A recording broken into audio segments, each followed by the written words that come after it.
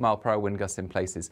Widespread disruption to transport as well as to power always possible. Now, red warning there for the Bristol Channel coast with the risk of 90 mile-per-hour wind gusts, risk to life from flying debris and from very, very dangerous sea conditions.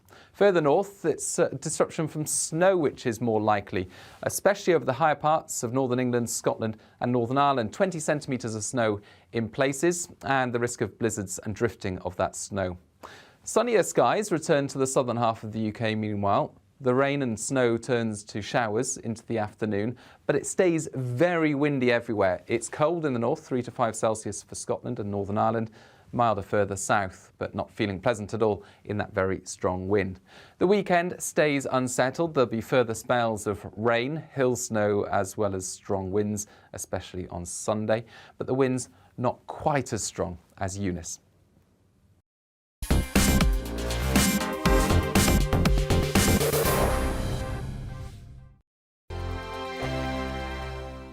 GB News is the UK's home of discussion and debate from all perspectives. To stay up to date on the latest stories, make sure that you subscribe to the GB News channel right here on YouTube. You can watch us live 24/7 across the whole world. You can also check out exclusive content and catch up on previous episodes of your favourite shows. Every day, we ask the questions that you'd ask, so why not add your voice to the conversation in the comments section? Don't forget to subscribe. We are GB News, Britain's news channel. Every night at 11 on GB News, we bring you the next day's stories the day before. Basically like time travel. If it's a big story, we'll cover it, guaranteed. But we'll also have some fun along the way. Big opinions, big laughs. Sometimes big hair. This is Headliners, the paper review show that won't send you to sleep like the others will. 11 p.m, 7 nights a week. Join us.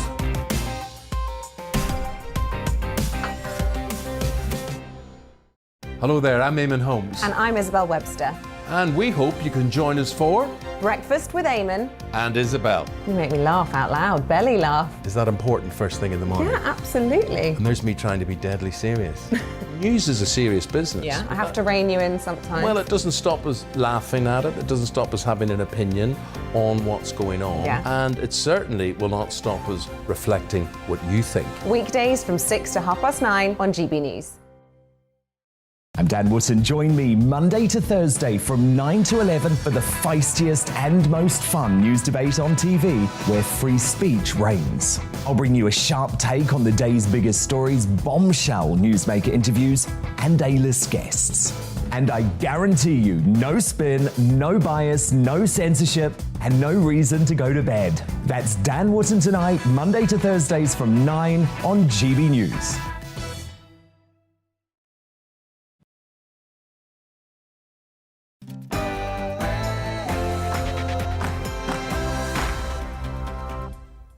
No spin, no bias, no censorship. I'm Dan Wootton tonight. With 1 week to go until the freedom so many of us have campaigned for is returned after almost 2 years, we need to remember that the fight is not over yet. I'll explain why the next battle should be for the repeal of the Coronavirus Act in my digest before I get the views of my superstar panel. The broadcaster and loose women's star Carol McGiffin, the Conservative commentator Dominique Samuels, and author and journalist Amy Nicole. Plus, for those sick and tired of waiting for answers on the damage done by lockdowns, I'll reveal details of our very own lockdown inquiry here on GB News, starting Monday at 9 p.m. on this very show. Breaking tonight, after a kindergarten comes under attack in a Russian false flag operation, Boris Johnson warns the situation in Ukraine could be about to get even worse. I wish I could give everybody better news about this, but I have to tell you that the picture is continuing to be very grim. So should the UK pull the trigger on more crippling sanctions for Russia in a bid to end the crisis in Europe? Political firebrand and former Minister Anne Widdecombe is adamant it's the only route to peace. She's here at 10:20. Also coming up tonight, I investigate the war on children, starting with Mark Dolan, who's asking why the mainstream media is shutting out parents' valid concerns about vaccine side effects amid the push for kids as young as 5 to be jabbed. He's the outsider at 9:45. Then, after the UK's wokest head teacher bans meat, should we resist our children being forced into vegetarianism? I'll debate that, as well as Education Secretary Nadeem Zahawi's bid to stamp out extreme political correctness in schools at 10:30. After failed attempts to ruin the careers of Joe Rogan and Jimmy Carr, is the world finally fighting back against cancel culture? I certainly hope so. And social media sensation and defender of free speech, Zuby, explains why he thinks the tide is turning and reveals how his pal Rogan is coping after becoming the #1 target of social justice warriors. Zuby will be uncancelled. I know many of you have been desperate for him to be back at 10:40 tonight. As Liberal tyrant Justin Trudeau continues to target and demonise these liberty-loving folk. From far and wide, O Canada, we stand on guard for thee. Oh yeah, they're clearly right-wing neo-Nazi fascists, aren't they? What utter rubbish. So should the UK government step in to prevent Canada's crackdown on the Freedom Convoy? Tory MP Marcus Fish has written to Foreign Secretary Liz Truss, demanding a plan of action. He will be here at 9:30. As Priti Patel hires Australia's migrant guru in a bid to solve the Channel migrant crisis, do we need to ramp up our immigration rules so they are as tough as those down under? We'll break that down in the Media Buzz at 10 p.m. In tonight's clash, as BBC Scotland's former Scottish editor says how glad she is to escape the misogyny and hatred she had hurled at her, has the independence referendum turned Scotland's politics toxic? All three proud Scottish politicians have it out at 9:20. Plus, we'll bring you a first look at tomorrow's newspaper front pages throughout the show. And as ever, a brand new Greatest Britain and Union Jackass will be revealed just before 11 p.m, so don't go anywhere. This is Dan Wootton Tonight. Let's go.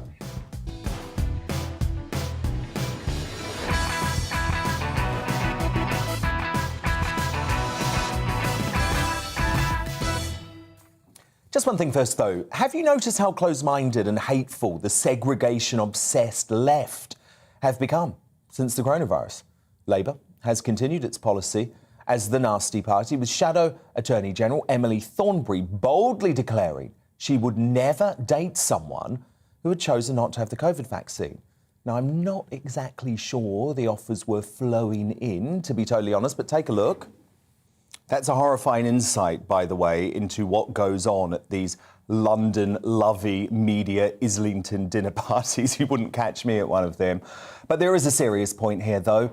It's disturbing to me how intolerant lefties have become. Like Trudeau and Ardern, if you're not entirely with them, they will smear and degrade you. Thornberry joins that other famous lefty, Benjamin Butterworth, the wokest man in Britain, who also ruled out dating someone unjabbed on the show this week in a moment that went viral online. Benjamin Butterworth, you're desperate and dateless. Surely you wouldn't give a damn what someone's vaccine status is. Well, happy Valentine's night to you too, Dan. Look, you know, it's called Pure Match because I think you'd have to find pure idiots on it. There is, and maybe beggars can't be choosers, but there's no way I would date an unvaccinated person. What? Absolutely. I wouldn't let them in my own house, let alone what? No way. Someone who has refused the vaccine, it's not even about sort of a health decision. It's the fact that, to me, it says that they're selfish, they're contrary, they don't listen to reasonable arguments. I think the unvaccinated, they are dangerous, and I don't want them around me. Beggars can't be choosers is all I'd say, Mr. Butterworth.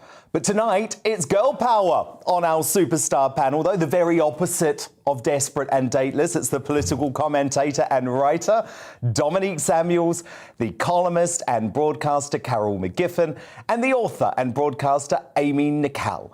And welcome to all the good folk who are listening to us tonight. Our numbers, by the way, on GB News Radio, on DAB+, and the TuneIn app, growing by the day. And it means you can listen to us on the way home, then maybe finish by watching us in bed just in time to reveal tonight's Union Jackass. But before all of that tonight, the news headlines come from Polly Middlehurst, who has the latest, by the way, on the terrible weather impacting much of the country.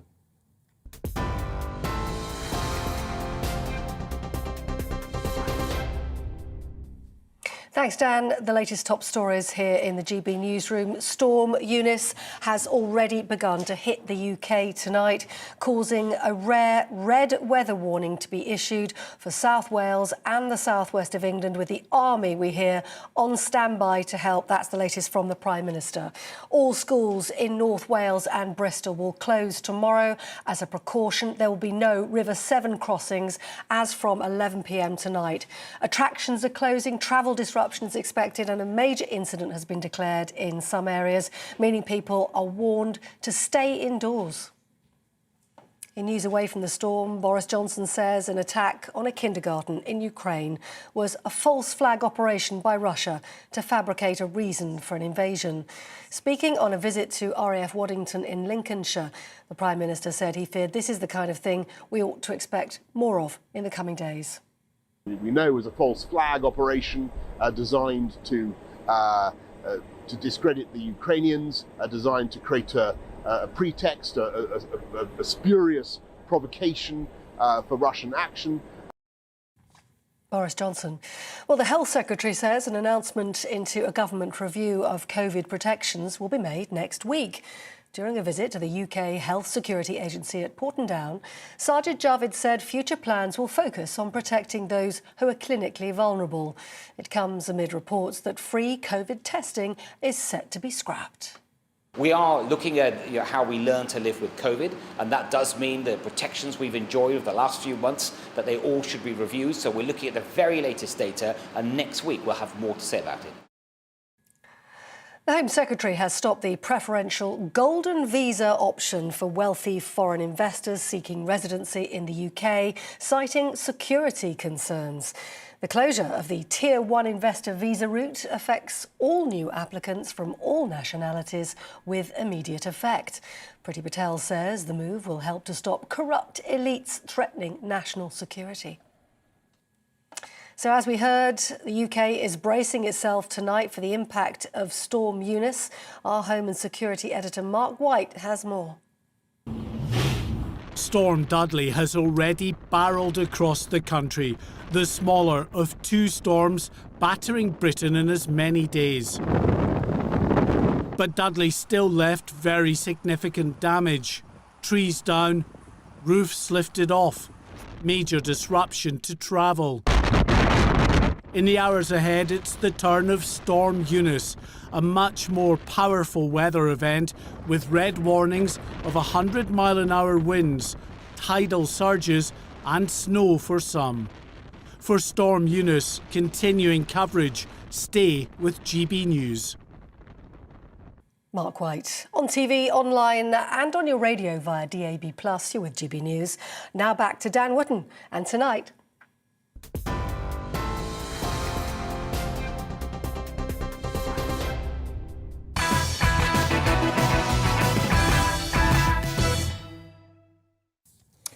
So in just 1 week's time, the freedom so many of us have campaigned for these past 23 months will be returned. You know, our God-given civil liberties that should never have been snatched away by the state. Barring the last-minute arrival of some new scariant, the UK will be free of legal COVID restrictions from next Thursday, under plans due to be announced by Boris Johnson on Monday. I fully support the Prime Minister's decision to set us free. But folks, this is not over yet, not even close. We need the Coronavirus Act repealed. The English need to back our brothers and sisters in Scotland and Wales, where scheming Sturgeon and mad dog Drakeford remain power and control mad. And we need to support our allies overseas, in countries like Canada and France and New Zealand, where freedom from COVID tyranny remains a pipe dream. And more fundamentally, there needs to be a change in language within our government about lockdowns, an acknowledgement that all of the pain we were put through wasn't worth it, that lockdowns simply didn't work. As the Johns Hopkins bombshell analysis proved, with a reduction in deaths of just 0.2%. Or the latest research that shows all the pain inflicted on Scots by Sturgeon, mask mandates, tougher social distancing measures, longer lockdowns, made no difference. In fact, Scottish mortality rates have actually been higher than England for the past 6 months. Meanwhile, what about the deaths caused from lockdown? That will eventually number in their millions from missed cancer diagnoses, at-home heart attacks, poverty, and tragically suicide. Of course, the usual suspects in the broadcast media have failed in their duty to properly question the efficacy of lockdowns from the start. So it's little wonder they ignored that John Hopkins research. In fact, throughout the entire pandemic, the BBC, ITV News, Channel 4 News, Sky News, they have had a single-minded focus. We must lock down harder. Here's an example of lockdown hysteria over the Omicron variant at the end of November, which we knew by then was going to be a total pussycat. At a previous press conference that you have to go hard and you have to go early. Arguably, you're going early, but not hard. This is falling short of full Plan B with advice to work from home, vaccine passports and so on. Have people amongst your sage advisors been pushing for full Plan B now? And if not, why not?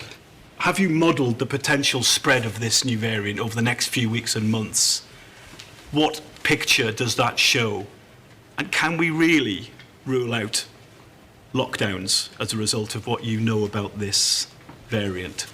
Well, so there'll be people watching this wondering why you're not going further into Plan B and ordering people to work from home, if that might help us actually have something towards a normal Christmas and reduce the spread. Also things like having vaccine passports and using the check-in apps once again. So why aren't you doing that at this point? It would be hilarious if it wasn't so disturbing that those broadcasters are currently demanding Sage provide rock-solid evidence to justify the lifting of COVID restrictions, when they never asked for scientific evidence for any of the draconian lockdown measures that we've suffered over the past 2 years. Restrictions that weren't followed by those in power at number 10 Downing Street because they were never scared of the virus and knew the measures were ridiculous. And measures that weren't followed by the most pro-lockdown cheerleaders in the media, the likes of Kay Burley and Beth Rigby at Sky News, because they were never scared of the virus either. And they knew the measures were ridiculous too. Look, let's be clear. The broadcast media failed you during this pandemic. They failed to ask the pertinent questions about lockdown and did all they could to bully the government into following an unproven totalitarian lockdown policy from communist China, the very country that unleashed this virus on the world. But along with a limited number of heroes of mine in the media here, I hope I've shone a light on the failure of lockdowns since March 2020. And with Freedom Day 2.0 coming, it's essential we examine what went so wrong so that we never make the same mistakes again. So while the government is planning its COVID inquiry, which will no doubt try and suggest we didn't lock down hard enough or soon enough, from Monday on this show, I'm launching the lockdown inquiry. We will hear from the world's leading lockdown academics like the Great Barrington Declaration's Jay Bhattacharya and Oxford University's Carl Hennigan. We'll hear from the world's most senior epidemiologists like Sweden's Johan Gatzicki, who hired Anders Tegnell and set his country on a far more effective path by avoiding compulsory lockdowns. And brave politicians too. There weren't many of them, but one was Lord David Frost, the only cabinet minister to quit over Boris Johnson's lockdown obsession. The lockdown inquiry begins Monday night on GB News because I'm determined that we must never repeat the deadly mistake of shutting down the country ever again. To respond now, my superstar panel, the political commentator and writer Dominique Samuels, the columnist and media personality Carol McGiffin, and the author and broadcaster Amy Nicol. Dominique, it's great that these restrictions are being lifted on Monday, but we have to understand why this happened in the first place, don't we, so that it doesn't happen again. Exactly, and our media has done the general public a complete disservice, but in many ways they aren't going to, bite the hand that feeds them, to be honest. Government spending on advertising and marketing rose by 165% in 2020 compared to 2019. And I think that might partly explain why the government hasn't really been held to account by our media. And I think what you're doing in terms of the inquiry is absolutely amazing, because people that have been calling for a government inquiry into, how they've handled COVID, all that's going to be in there is we should have locked down harder, we should have locked down faster. And quite frankly, the other evidence that's out there doesn't reflect that ideology at all. Well, Carol McGiffin, I'm shocked on a daily basis when study after study by really reputable mainstream universities are piling up. And I think, OK, this is going to be the night. This is going to be the night where we're going to hear this on the BBC, we're going to hear it on ITV News, we're going to see it on Sky News. Not a peep, Carol. I know. I find it mysterious. But the thing is, it doesn't surprise me in the slightest because this has been going on since the start. And it's almost as though, you know, remember when we were all called conspiracy theorists? Yes. And I thought, well, hang on. COVID deniers, we were called. COVID deniers, all those things. And I just thought at the time there is a conspiracy, but the conspiracy is being perpetrated by the government, the media and world leaders. And it was right from the start, it was coordinated. And the whole thing about this, oh, we're going to be free in a week or whatever it is, I just don't believe it. I don't believe it because it's not true, because the whole time, I think you mentioned it earlier, the Coronavirus Act is still on the statute book. They can change everything on a whim. They can do whatever they like, and especially, I think they will do. I think they will start to clamp down again on particularly the unvaccinated population. Yeah. Well, the Coronavirus Act is terrifying, isn't it? Oh, it's the power horrible. to temporarily close schools, the power to suspend port operations, the power to halt events and gathering, the power to force people to isolate, the power to postpone democratic How can votes. you repeal an act like that when we're still living with COVID? I feel like everything that you three have said That's so the point. far We're living is, with it. But what you're doing is a form of COVID denial because you're kind of denying that we're living with it. I'm sorry, would any of these measures be necessary for the flu? And COVID now has an infection fatality rate the same as the flu. The transmissibility is does. completely different. Also, the study, the Johns Hopkins study, was ignored because it's a working paper, it's not peer-reviewed, and it was taken by an economist and not an epidemiologist. I would really like, when you do your COVID inquiry, my fear would be that you're going to get people and academics with a certain stance. I think But that's what we've seen throughout this pandemic, though. And you mentioned that the Johns Hopkins study isn't peer-reviewed, but there's plenty of other peer-reviewed papers from Denmark, from Germany, that demonstrate that lockdowns actually had no impact on deaths. If you look at Denmark, didn't actually prevent Denmark deaths. was one of the countries that locked down the quickest and had early intervention. And actually, there's a lot of science to back up that stronger intervention at the start was the most effective way around. But when you look at it long term, there was no real prevention of deaths.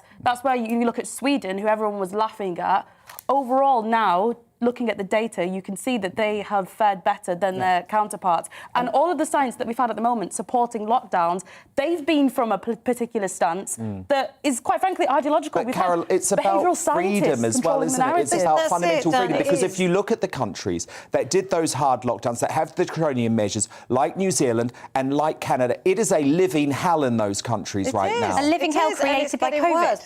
No, a living hell created by segregation of the society. Exactly. Why did that happen? And the reaction to Why was that necessary? Well, Carol, you asked me, why are leaders, and this is a genuine question, it's not a loaded question, why are leaders like Trudeau and Ardern so desperate to segregate society? Why? What's the motivation? Because they I believe that if people are against each other, then they will always be distracted so that the government can get on with doing what it's doing, and that is total control. And it just seems that is what they want. It's like a biosecurity state. Oh, yeah, I think that's the end game. I think it always has been the end game. Well, and they're I all still part of the think same it is. club. But the thing is, the lockdown, I wish people would stop just talking about lockdowns like any of it was justified. It was not justified when in lockdown on the 19th of March or the 20th of March 2020.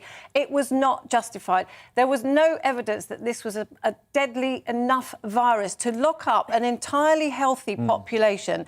And what they did was they knew exactly what they were doing from the start, and they knew that what they were doing, if they were isolating everybody and keeping them away from people, it damages the immune system. And this is what we're seeing happening now. We're seeing so many people are getting really sick from things they wouldn't normally have gotten sick from. Which were all things that we said, by the way. I mean, that we knew would happen, exactly. Amy, can you understand why, and this is just a final point for now, looking 2 years backwards, it was mad that we decided to ape totalitarian China, something that had never been considered, had never been in the public health playbook 2 years ever. ago, we had 150,000 people that wouldn't be dead if COVID hadn't have happened. Well, those figures can be disputed, actually, the 150,000 figures. I can't. When look at the how many figures of them that show have actually died of Do you know COVID? why? A single thing on a Okay, death well, we certificate, about wiped out 6,000 a massive actually. proportion of our old age, people who are older, and that's why the average age will be 85, because so many old people died. Does that make it right? Yeah, those people die. People die all the time.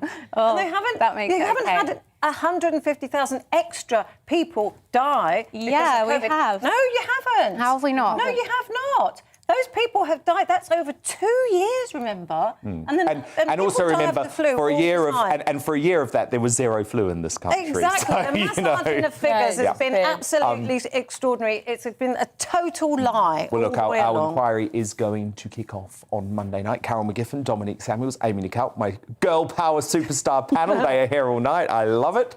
But coming up, should the UK government step in to prevent Canada's crackdown on the Freedom Convoy? Tory MP Marcus Fish has written to the Foreign Secretary Liz Truss demanding a plan of action. He'll be here at 9:30. But up next in the clash, has Nicola Sturgeon made Scottish politics more toxic than politics in America? 3 opposing Scottish politicians go head-to-head, but I'd love to know what you think on this one. Dan at gbnews.uk. Tweet us using the handle at gbnews. Our poll is running there as well. I'll bring you the results after the break. Hello, I'm Aidan McGivern. The Met Office have issued a rare red warning for Storm Eunice as it arrives during Friday. Widespread disruption for southern parts of the UK in particular, with the risk of dangerous winds in places. The calm before the storm on Thursday evening, clearing skies, lighter winds for a time, but around midnight, rain sweeps north. The winds very quickly ramp up. Widespread gales for the southern half of the UK after midnight. And as the rain bumps into cold air in the north, 0 degrees there for parts of Scotland, there's likely to be some disruptive snow by dawn for Northern Ireland, southern Scotland and northern England. Eunice deepens rapidly as it approaches from the southwest, a different storm track compared to Storm Dudley, but nevertheless a more powerful storm, and the strongest of Eunice's winds will be on the southern flank as it arrives into southern and southwestern parts of the UK during the early hours of Friday. Southern half of the UK, amber warning, risk of 70 to 80 mile/hour wind gusts in places. Widespread disruption to transport as well as to power always possible. Now, red warning there for the Bristol Channel coast with the risk of 90 mile/hour wind gusts, risk to life from flying debris and from very, very dangerous sea conditions. Further north, it's disruption from snow which is more likely, especially over the higher parts of northern England, Scotland and Northern Ireland. 20 centimetres of snow in places and the risk of blizzards and drifting of that snow. Sunnier skies return to the southern half of the UK meanwhile. The rain and snow turns to showers into the afternoon, but it stays very windy everywhere. It's cold in the north, 3 to 5 Celsius for Scotland and Northern Ireland, milder further south, but not feeling pleasant at all in that very strong wind. The weekend stays unsettled. There'll be further spells of rain, hill snow, as well as strong winds, especially on Sunday, but the winds not quite as strong as Eunice.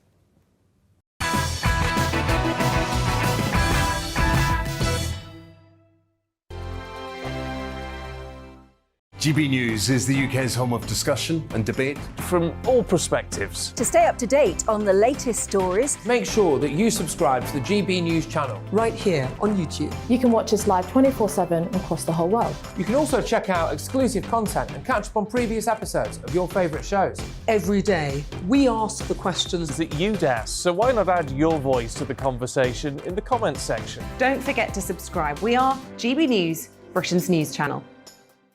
Every night at 11 on GB News, we bring you the next day's stories the day before. Basically like time travel. If it's a big story, we'll cover it, guaranteed. But we'll also have some fun along the way. Big opinions, big laughs. Sometimes big hair. This is Headliners, the paper review show that won't send you to sleep like the others will. 11 p.m, 7 nights a week. Join us.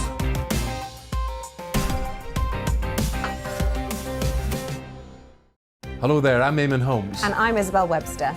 And we hope you can join us for Breakfast with Eamon and Isabel. You make me laugh out loud, belly laugh. Is that important first thing in the morning? Yeah, absolutely. And there's me trying to be deadly serious.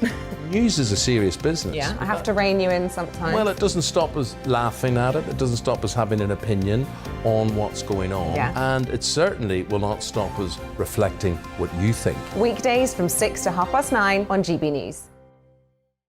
I'm Dan Wootton. Join me Monday to Thursday from 9 to 11 for the feistiest and most fun news debate on TV, where free speech reigns. I'll bring you a sharp take on the day's biggest stories, bombshell newsmaker interviews, and A-list guests. And I guarantee you, no spin, no bias, no censorship, and no reason to go to bed. That's Dan Wootton tonight, Monday to Thursdays from 9 on GB News.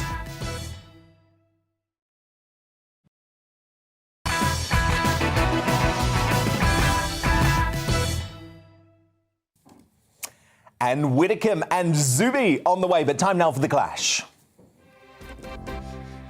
BBC Scotland's former editor Sarah Smith has said she was relieved to leave the bile, hatred and misogyny of Scottish politics for a less stressful job in the US. The daughter of former Labour leader John Smith, who is now BBC North America editor, said in an interview that she was demonised quite heavily amongst certain parts of the population. She added, "I worry a lot that the criticism, bile and hatred that I attract from some quarters is damaging the reputation of the BBC." Smith also said the BBC was facing enormous scrutiny as Nicola Sturgeon ramps up her campaign for a second independence referendum in 2023.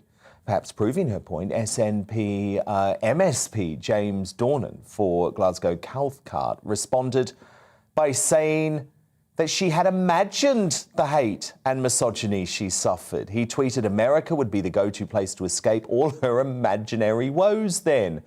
He's since apologised for his poor choice of words, but has the independence referendum turned Scotland's politics toxic? ITV News Scotland correspondent Peter Smith said he had been called a traitor and Satan, mostly by nationalists. And to be honest, I'm not surprised scheming Sturgeon and the SNP have let Scottish politics descend into a cesspit of hate and division. But what do you think? Has Nicola Sturgeon made Scottish politics more toxic than in America? Send me your thoughts to dan@gbnews.uk. Tweet me at GBNews, and while you're there, go and vote in our poll, and I'll bring you the results shortly. But first, to debate this, let me bring in the former SNP councillor, Austin Sheridan, former SNP member and now leader of the Scottish Libertarian Party, Tam Ladd, and the Scottish Conservative MSP and Shadow Community Safety Minister, Russell Finlay. So, Russell, let me start with you. Sturgeon has turned politics in Scotland toxic, hasn't she? I don't know if it's entirely due to Nicola Sturgeon or whether it's more to do with the broader nationalist movement. This didn't just happen overnight. We saw back in 2014, during the independence referendum, Alex Salmond encouraging people to protest outside the BBC and to attack. There were attacks on journalism. It was pretty unseemly then, but it's not got any better. I'm not a politician to trade. I'm new to politics, and one of my motivations for becoming involved in Scottish politics was because I could see in Glasgow and in the rest of Scotland there was this toxic, divisive culture that has been so rightly articulated by Sarah Smith, who's a highly professional and well-respected journalist. Tam, you were a member of the SNP in a former life. Was one of the reasons you left this toxicity? No, the main reason that I left was because the SNP no longer believed in independence. It hasn't believed in independence since 1988. In fact, they've opposed independence. They opposed the UK leaving Europe, for example. And it was certainly taking a massive swing to the left. I mean, we talk of nationalism. I don't know any nationalists in the SNP anymore. They are socialists of the worst order. And this toxicity, there certainly is a toxic attitude towards Westminster, as if Westminster is the source of all evil in the UK. Well, trust me, I live in Edinburgh, and there's plenty of evil oozing out of Holyrood. We don't need any more help from Westminster on that front. So I quite sympathise with the idea that she felt that this atmosphere was toxic in Scotland. It always has been rather robust, and Scots are not backward at coming forward when it comes to giving opinions. But, Ms. Smith happens to work for the BBC, and I'm not a fan of the BBC for all sorts of reasons. And for somebody to roll down their window and shout stuff about lying and what lies are you going to tell tonight? Well, I think the last 2 years, as you've explored in your last segment, Dan, about the BBC and the absolute disinformation, misinformation they came out with. So that's not exactly, I'm not exactly in disagreement with what they said there. But in terms of, is it okay? Sorry. Okay, no, I understand. I want to bring Austin Sheridan in. Austin, presumably you don't think this is the fault of the SNP, the Nationalists? I don't think it's the fault of any elected politician in Scotland, if I'm being honest with you. I think that anyone would condemn abuse, regardless of political party. I believe Douglas Ross, I believe that Anas Sarwar and all the leaders in the Parliament would do the same. As I say, I mean, even if you look at the leadership of the Scottish Conservative Party, in actual fact, they have targeted the right person by calling on him to resign, who does say quite hateful things, who doesn't take his job seriously, and that's Boris Johnson. He's a guy that tries to subvert Scottish democracy. He's a guy that's made, arguably racist remarks and homophobic remarks. And he's a guy that doesn't take his political responsibility seriously. And 110% back Douglas Ross and I believe every MSP in their group by calling on him to resign. Russell Findlay, this is a very interesting point, isn't it? Because here we are talking about the toxicity in Scottish politics. Did you hear that noise, Dan? I'm going to interrupt you. I think I'm anticipating where you're going with this. That was the sound from Austin of SNP whataboutery. Well, yeah, and also toxicity, isn't it? It's toxicity. It's like, let's not talk about what's going on in Scotland because Boris Johnson is a homophobe and a racist. Now, I don't believe Boris Johnson is a homophobe and a racist, but it's sort of irrelevant to this conversation, Russell. I'm a Scottish MSP in Edinburgh. I'm not interested in whataboutery about Westminster. This is about a journalist at the BBC who spoke candidly about what she described as misogynistic, abusive, pretty threatening behaviour towards her.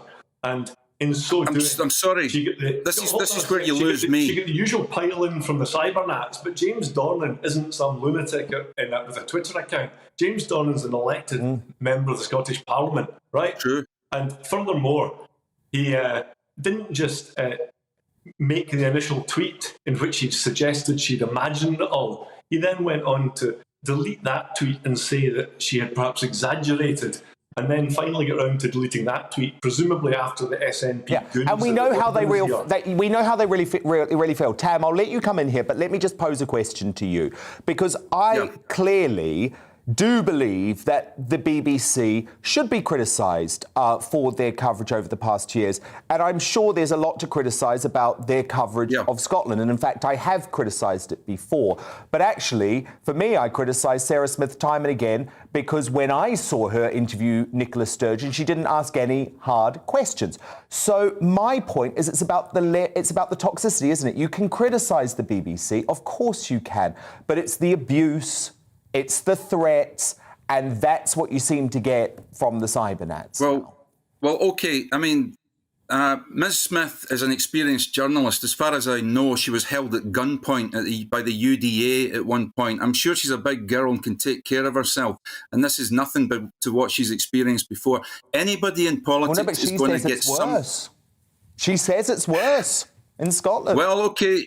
That she's about to find out in America. Maybe it is worse. It's certainly bad at times, but yes, journalists need to be criticised. The misogyny point, I'm sorry, you lose me. The example that she gave, really, because people compared her to her father and said that she didn't have thoughts of her own. If that was John Smith's son, the exact same thing would have said. So if she did experience misogyny, that's bad. But that was not any example of misogyny as far as I'm concerned. And I believe that the problem in Scotland and UK in general is not misogyny, it's misandry. Nicola Sturgeon said the world would be a better place if it was ruled by women. That is a sexist statement. That is misandry. So I don't think that misogyny is really the problem that it's made out to be, and it certainly wasn't in this instance. Very good point, Tam. So let me put that to Austin. Austin, let's not talk about Boris Johnson for just 1 second. Let's talk about Nicola Sturgeon, your dear leader. Do you not concede that at times she is the one spreading toxicity, Austin? Absolutely not. And I say I wouldn't accuse any Scottish political leader of doing that, of any political persuasion. I would say that Nicola Sturgeon, especially when it comes to women, is that she's made it a central plank, to encourage women into politics. She's made it a central plank to encourage other minorities into politics. I say the SNP is not just the only party doing that. If you look at the Scottish Conservative group in the Scottish Parliament, they are much more diverse. So I certainly wouldn't accuse any Scottish political leader of encouraging you've accused English political leaders. Persuasion. You've accused, so that's Scottish moral exceptionalism. That's appalling. Austin, so just to clarify, you never think Nicola Sturgeon has said anything toxic? No, what I do think, and it comes from all political persuasions, is there are people on the internet that are very abusive. I don't think it should be tolerated. I don't think that any politician of any party should tolerate it. But it's certainly not. It's certainly not exclusive to people that support independence. I mean, I was homophobic. Fascinating debate. Thank you to all three of you. We will continue this Scottish conversation, so do all come back. That was former SNP councillor, big Nicola Sturgeon fan, Austin Sheridan, former SNP member, now leader of the Scottish Libertarian Party, Tam Ladd, and the Scottish Conservative MSP and Shadow Community Safety Minister, Russell Finlay. Thank you all. So who do you agree with? Well, Pamela on Twitter says, yes, they've destroyed so much with their misuse of public funds, totally inept. From Alan, imagine my shock as rafts of Eunice, who likely don't even live in Scotland, jump on the bandwagon. And Susan says, she, Nicola Sturgeon, presides over a toxic culture that she will never acknowledge, far less tackle its own toxicity. This is where 14 years of SNP rule leads. And your verdict is now in. Wow! 93% of you agree that Nicola Sturgeon has made Scottish politics more toxic than in America. Just 7% of you say she hasn't. Fascinating stuff. We will continue this discussion as the weeks go on. But coming up, as jabs are being pushed on children as young as 5, despite the minuscule risk from COVID, why is the mainstream media shutting out parents' valid concerns about vaccine side effects? Mark Dolan is tonight's outsider and he wants answers. Should the UK government step in to prevent Canada's crackdown on the Freedom Convoy? Tory MP Marcus Fish is demanding a plan of action from Foreign Secretary Liz Truss. He's here straight after the break.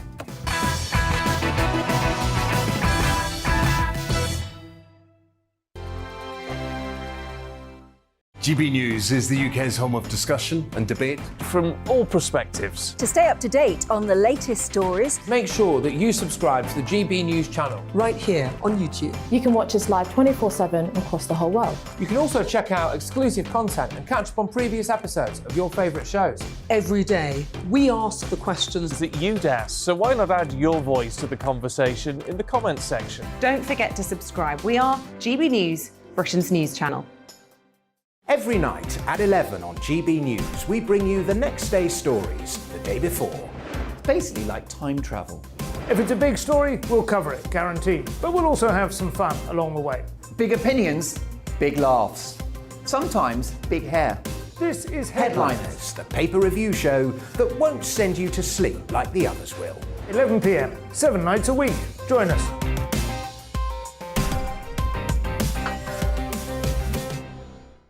Hello there, I'm Eamon Holmes. And I'm Isabel Webster. And we hope you can join us for Breakfast with Eamon and Isabel. You make me laugh out loud, belly laugh. Is that important first thing in the morning? Yeah, absolutely. And there's me trying to be deadly serious. News is a serious business. Yeah, I have to rein you in sometimes. Well, it doesn't stop us laughing at it. It doesn't stop us having an opinion on what's going on. Yeah. And it certainly will not stop us reflecting what you think. Weekdays from 6 to 9:30 on GB News. I'm Dan Wootton. Join me Monday to Thursday from 9 to 11 for the feistiest and most fun news debate on TV, where free speech reigns. I'll bring you a sharp take on the day's biggest stories, bombshell newsmaker interviews, and A-list guests. And I guarantee you, no spin, no bias, no censorship, and no reason to go to bed. That's Dan Wootton tonight, Monday to Thursdays from 9 on GB News.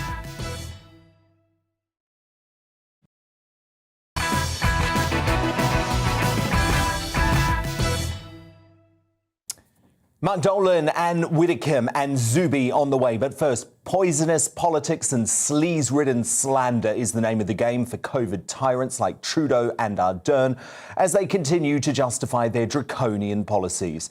The Canadian PM is desperately and dishonestly branding Freedom Convoy demonstrators who are bravely exercising their democratic right to fight for bodily autonomy as some sort of Nazi extremists.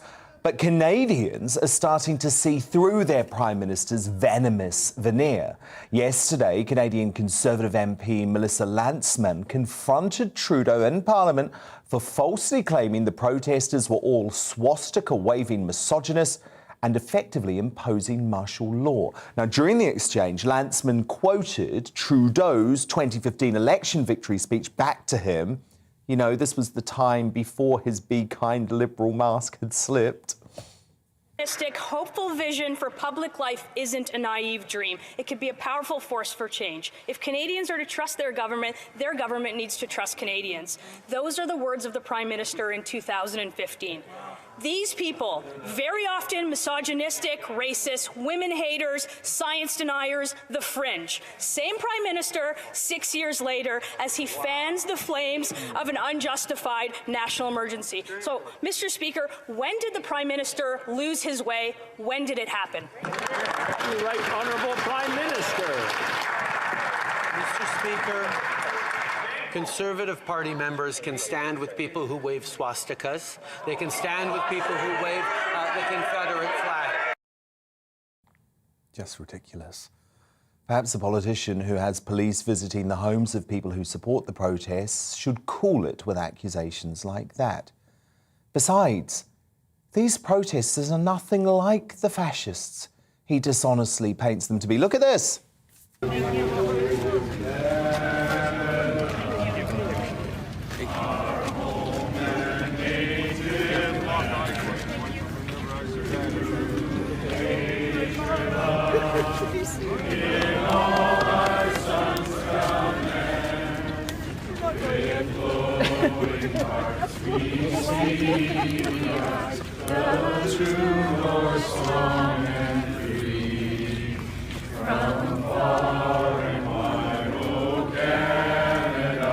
We stand on guard for thee.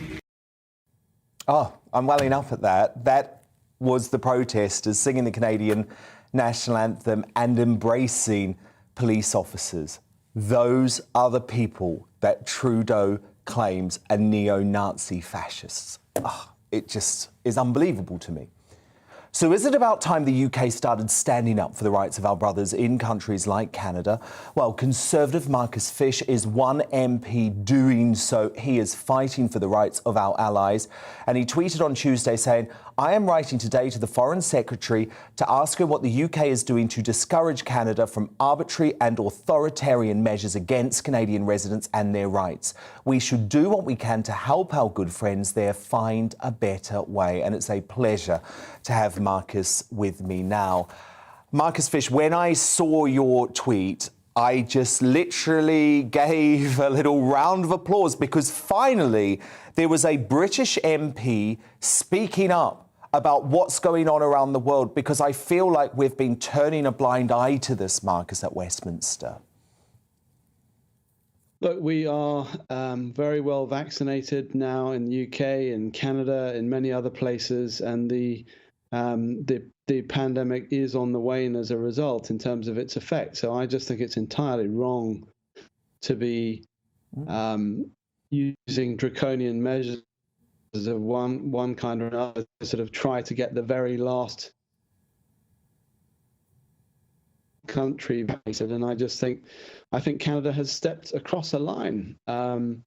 What people might not understand, but what they're doing is giving themselves power to confiscate assets, freeze bank accounts of anyone in the country suspected of anything. Well, in fact, you don't have to be suspected of anything. It's extrajudicial. There is no process around that. And so this idea that that can be done to one's political opponents, which are what these people are, is just completely wrong in my view. So I think we do need to stand up for what is right in this world and for freedom as opposed to authoritarianism, which is otherwise going to creep up on us. Marcus Fish, why do you think left-wing leaders like Trudeau and Ardern, who got into power with this be kind message, they were meant to be these cuddly, friendly politicians, why do you think they are so desperate to segregate their societies?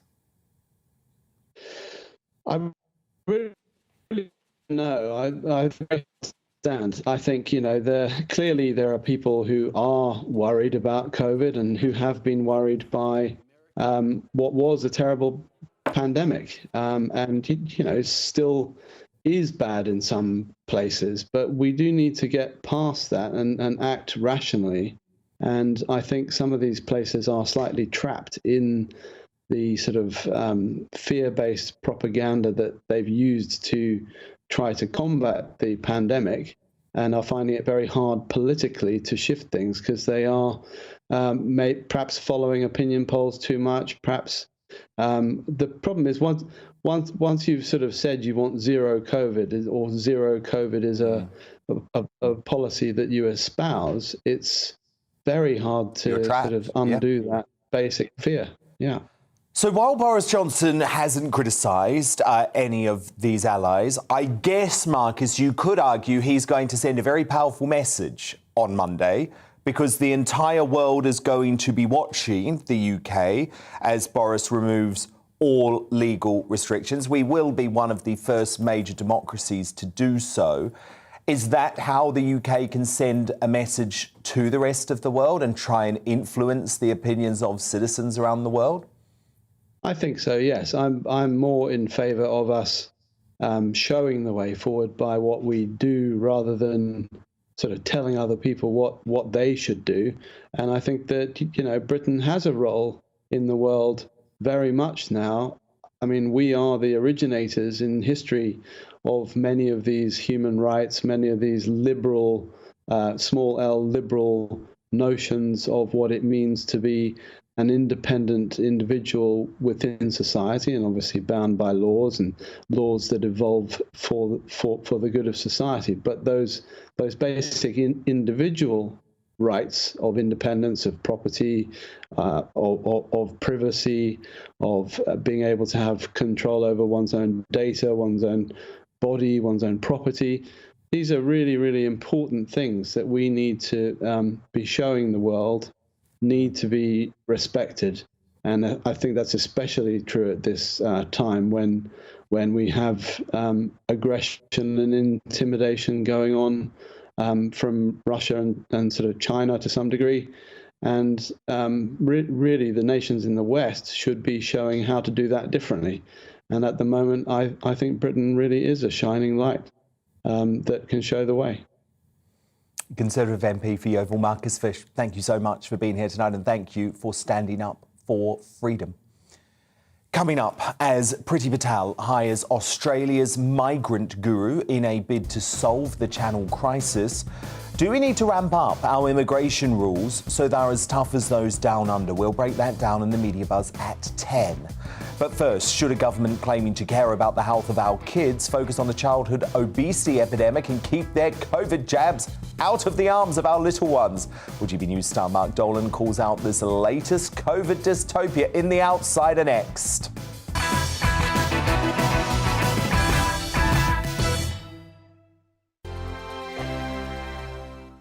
GB News is the UK's home of discussion and debate from all perspectives. To stay up to date on the latest stories, make sure that you subscribe to the GB News channel right here on YouTube. You can watch us live 24/7 across the whole world. You can also check out exclusive content and catch up on previous episodes of your favourite shows. Every day, we ask the questions that you'd ask, so why not add your voice to the conversation in the comments section? Don't forget to subscribe. We are GB News, Britain's news channel.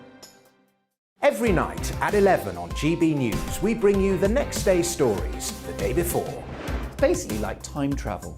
If it's a big story, we'll cover it, guaranteed. But we'll also have some fun along the way. Big opinions, big laughs. Sometimes big hair. This is Headliners, the paper review show that won't send you to sleep like the others will. 11 p.m, 7 nights a week. Join us.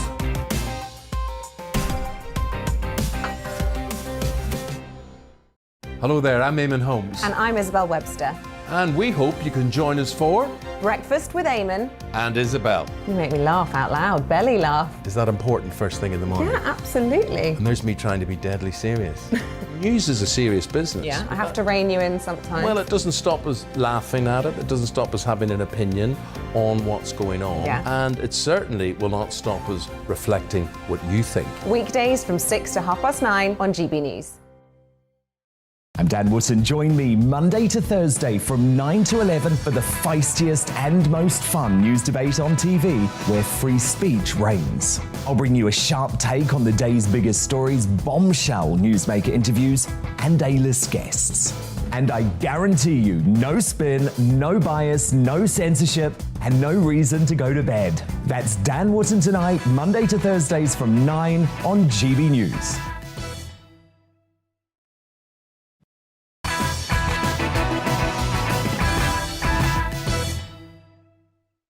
Zuby and Anne Whittingham coming up, but GB News star Mark Dolan is tonight's outsider. And yesterday, Health Secretary Sajid Javid followed Scotland and Wales by letting English children join the almost 6 million 5 to 11-year-olds to be offered a COVID jab around the UK, following advice from the Joint Committee on Vaccination. I always get that wrong, and immunisation. Given the same organisation just said 5 months ago that jabbing 12 to 15-year-olds would offer only marginal gain, you can understand why parents are sceptical about putting their youngest and least endangered children at risk of potential side effects. But sadly, as you'd expect, the mainstream media doesn't want to entertain this discussion. The BBC dedicated a whole 16 seconds out of their entire report in last night's News at 10 to concerned parents. Is a quite young age, and I think their immune system is quite strong to fight actually against the coronavirus. They're too young, really. I think personally, because people are bad anyway with it, aren't they? And side effects of it. So then there was this pure propaganda from ITV News and on BBC Radio 4's Woman's Hour this morning. Listeners' concerns about side effects like myocarditis were brushed over by highly paid lockdown-loving health journalists. Hope the vaccine will stop that happening again, but will they or their parents want it? It saves loads of people from getting COVID, and I think it should be given to children so they don't get it and spread it. Children should be inoculated as much as adults. There's been lots of concerns about conditions like myocarditis. What have we seen in terms of real data globally when it comes to side effects in children taking the jab? Yeah, well, the government advisors here in the UK were very clear yesterday that the risk of myocarditis, which is this inflammation of the heart, it is very rare and rarer than it is for children to be hospitalised with COVID. Now, Mark, that's actually not true. If you look at the latest studies that have been done on the matter, which I quoted in my digest earlier in the week. Yes, the bottom line, Dan, is you shouldn't give medicine to children that don't need it. And the bottom line is that we've lost our minds in the course of this pandemic. Doctors have been brought up with the Hippocratic Oath, which is to first do no harm, and yet we're risking harming children with a vaccine that they don't need. Don't take my word for it, Dan. The Swedish authorities, who have got so much right in the course of this pandemic, have decided against recommending COVID vaccines for kids aged 5 to 11. I think we can agree that the Swedes are not anti-vaxxers, but their health agency said the following: with the knowledge we have today, with a low risk for serious disease for kids, we don't see any clear benefit with vaccinating them, and how right they are.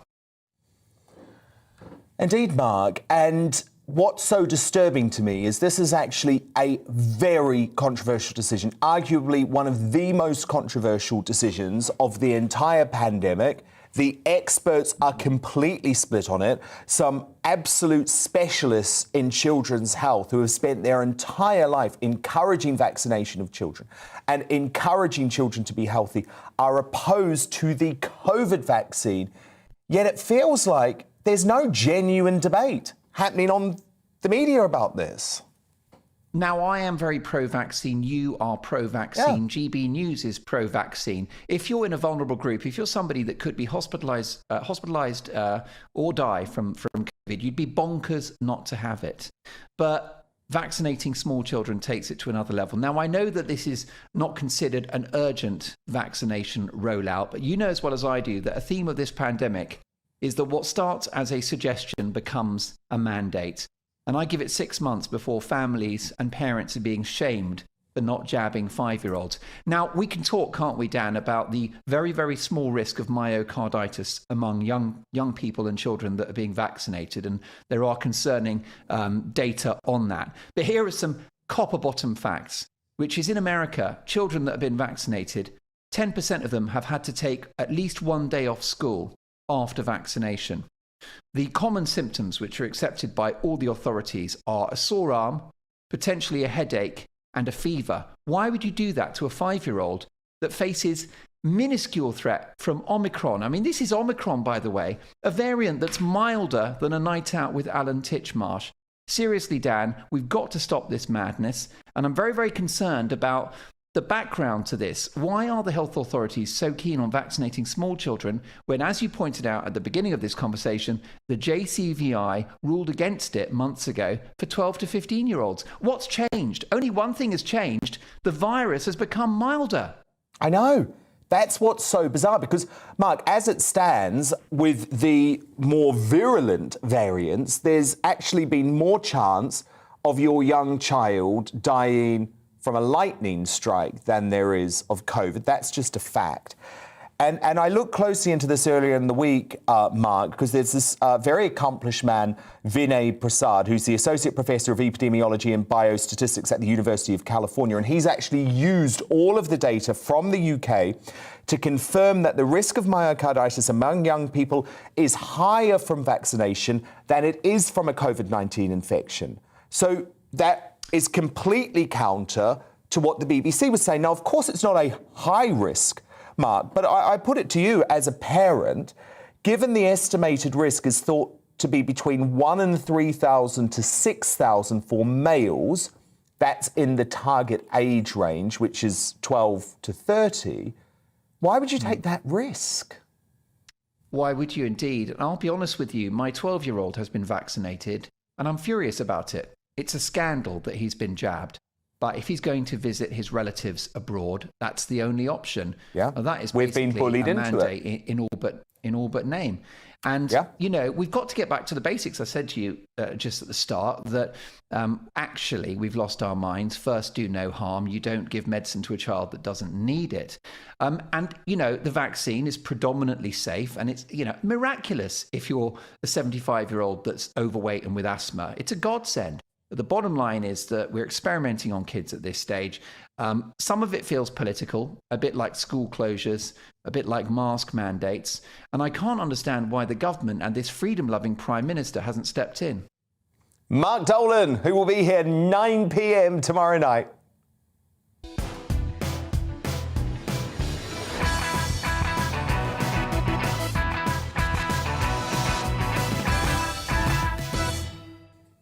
This is Dan Wootton tonight. It's 10 o'clock and breaking tonight as schools come under attack in Russia, false flag operations, and Boris Johnson warns the situation in Ukraine could get even more dire. I wish I could give everybody better news about this, but I have to tell you that the picture is continuing to be very grim.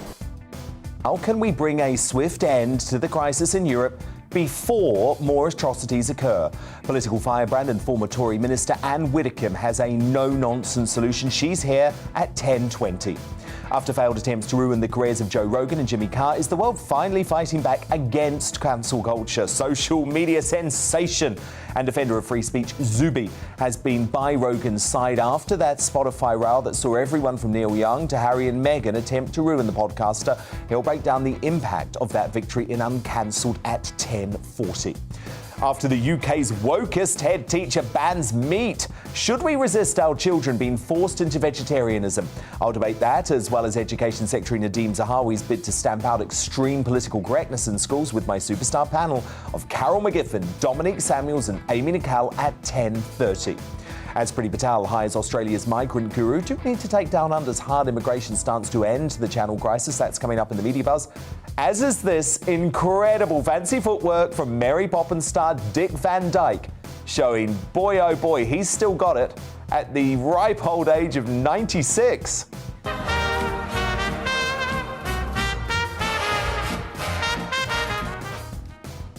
What a guy. Much more of that, plus the newspaper front pages and a brand new Greatest Britain and Union Jackass. But first, the news at 10 with Polly Middlehurst.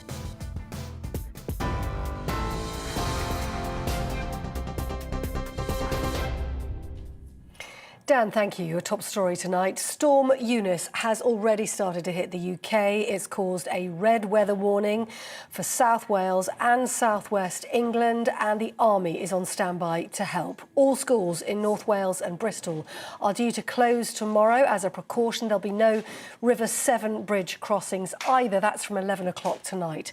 Attractions are closing. Travel disruption is expected widely, and a major incident has been declared in some areas of the country, meaning people are being warned to stay indoors and hunker down.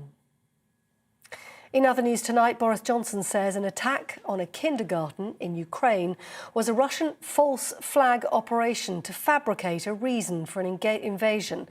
Speaking on a visit to RAF Waddington in Lincolnshire, the Prime Minister said he feared that was the kind of thing we would see more of over the next few days. We know it was a false flag operation designed to discredit the Ukrainians, designed to create a pretext, a spurious provocation for Russian action. Boris Johnson. The Health Secretary says an announcement into a government review of COVID protections will be made next week during a visit to the UK Health Security Agency in Porton Down. Sajid Javid said future plans will focus on protecting those who are clinically vulnerable.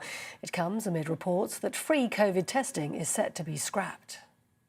We are looking at how we learn to live with COVID, and that does mean the protections we've enjoyed over the last few months, that they all should be reviewed. So we're looking at the very latest data, and next week we'll have more to say about it. Sajid Javid. Donald Trump must answer questions under oath as part of a civil investigation into his business practices. A US judge ruled the former president and his two adult children, Ivanka and Donald Jr., must sit for a deposition within 21 days. New York's Attorney General says she's uncovered evidence that Mr. Trump's company used fraudulent or misleading asset valuations to get loans and tax benefits. Mr. Trump could invoke his Fifth Amendment to remain silent in the deposition. As you heard earlier, the UK is bracing itself now for the impact of this storm that's on its way, Storm Eunice. Our Home and Security editor Mark White has the details. Storm Dudley has already barrelled across the country, the smaller of two storms battering Britain in as many days. But Dudley still left very significant damage. Trees down, roofs lifted off, major disruption to travel. In the hours ahead, it's the turn of Storm Eunice, a much more powerful weather event with red warnings of 100-mile-an-hour winds, tidal surges and snow for some. For Storm Eunice, continuing coverage. Stay with GB News. White and the team keeping you up to date on the storm tonight hitting the UK. On TV, online and on your radio via DAB+. You're with GB News. Now it's time to go back to Dan Wootton and tonight.